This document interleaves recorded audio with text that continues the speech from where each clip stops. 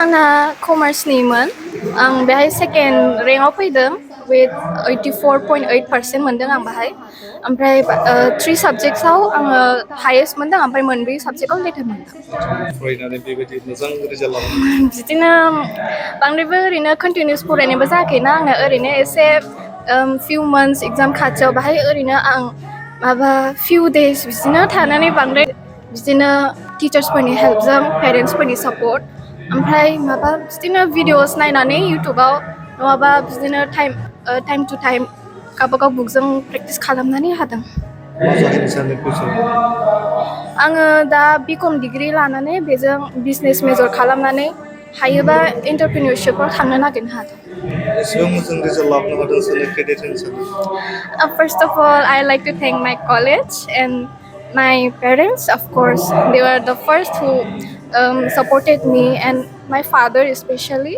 He used to drop me at school every single day. So the greatest thank to my also to my mother. She always cooked for me, and I never had to worry about it. Thank you so much. मावनायफ्रा College atmosphere college atmosphere alay mozang. Like teachers are best part is teachers are friendly. Nang every help nang nango teachers pra help khalamo. Like they are available every time. Whenever you want to ring them up, you can text them. Class awbo za friendly goza. Teachers pabo mozangai larayo, mozangai buzaijobo. This is the best part of this college. Even फोरोंनायफ्राबो स्ट्रिक्टलियानो जायो regular classes मा मुं चरिता नार्जारि बबेनिफ्राय आबानि गामिया बाथाबारि सिम्बोरगाव जाबाय दिनै बरायबाय माबादि मोनदों दिनै फार्स्ट एक्सपिरियेन्स मोनबाय आं सिबिएसइ बोर्डनिमोन ओमफ्राय दा सेबायाव फार्स्ट फैनानै फेलिसिटेसन मोनफैदों बेखौ मोजां मोनदों सेबा आरो सिबिएसइ माबादि डिफारेन्स डिफारेन्स आं बाहाय नटिस खालामदों कि सेबा is most basically on textbooks.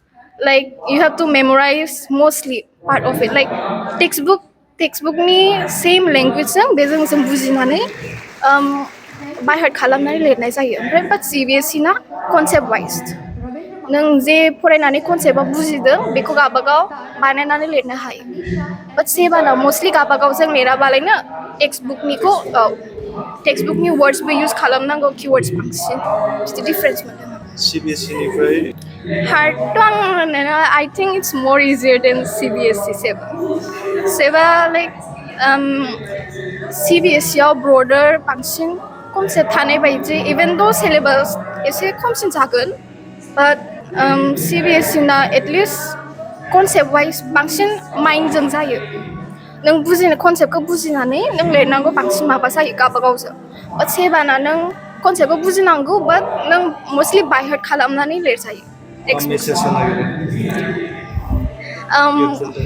For my juniors who are in 12 right now, I hope you work hard unlike me. I work hard like few months before the exam, but I hope you guys do it from the day one. I hope you do well and hope you succeed well. And please study regularly, unlike me, or else I would get done well better. Thank you so much. First of all माय नेम is Yashoda Chhetri और मैंने score किया है 86.4%. या stream is arts from section B. Later I have got in 5 subjects.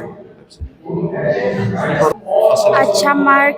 मैं तो first of all thank you कहना चाहती हूँ teachers, sisters and specially my parents, क्योंकि उन लोग के सपोर्ट के वजह से ही मैं आज इधर इस स्टेज पे हूँ, मैं इतना ला पाई.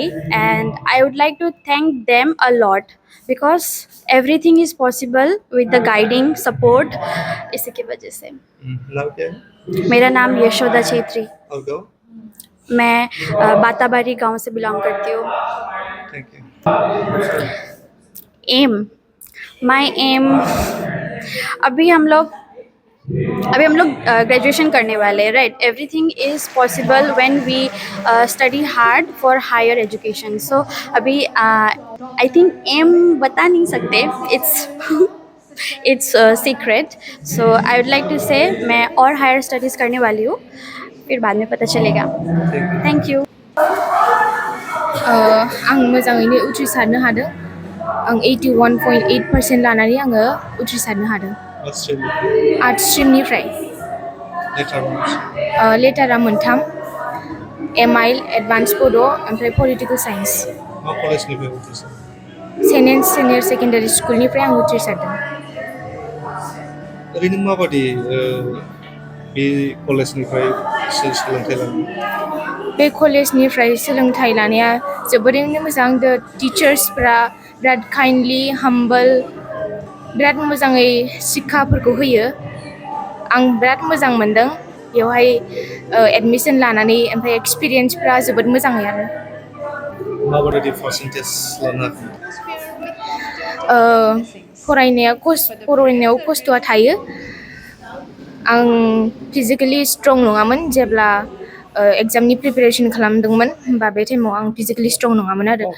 ओमफ्राय बिनि उनाव आङो बिदिनो नाजाथाबबाय, बिनिफ्राय आङो बे समसिम आङो मोजाङैनो उथ्रिसार जानानै फैबाय आरो। साक्सेसफुल जानायाव सोरनो क्रेडिट होनो सानो? आं आंनि पेरेन्टस, टिचार्सखौ आङो बुंनो सानो, बिकज बिसोरो जोबोद खस्थ' खालामदों आंनि थाखाय, आरो टिचार्सफ्राबो हाजासे सापर्ट खालामदों जोबजासे, आरो आंनि पेरेन्टसाबो जोबोद खस्थ' खालामदों आरो आंखौ बे समसिम बिसोर उन्दैनिफ्राय लानानै आंखौ फेदेरबोबाय, फोलावबोबाय आरो बेबायदि मोजांथार इनस्टिटिउसनाव सोफैबाय। बिनि थाखाय आं बिसोरखौ हाजासे हामबाय होनो। नेक्स्ट स्टेपआ मा जागोन? नेक्स्ट स्टेपआ आं दायो बेचेलर खालामनो सानदों। मायाव? दाथ' आं एप्लाइ खालामदों, ओमफ्राय सेलेक्ट जाबा मिथिसिगोन। मा गामि? आं जरनागुरि गामिनि पस्ट अफिस बिसमुरि। मा मुं? थुनुजारानि बसुमतारी।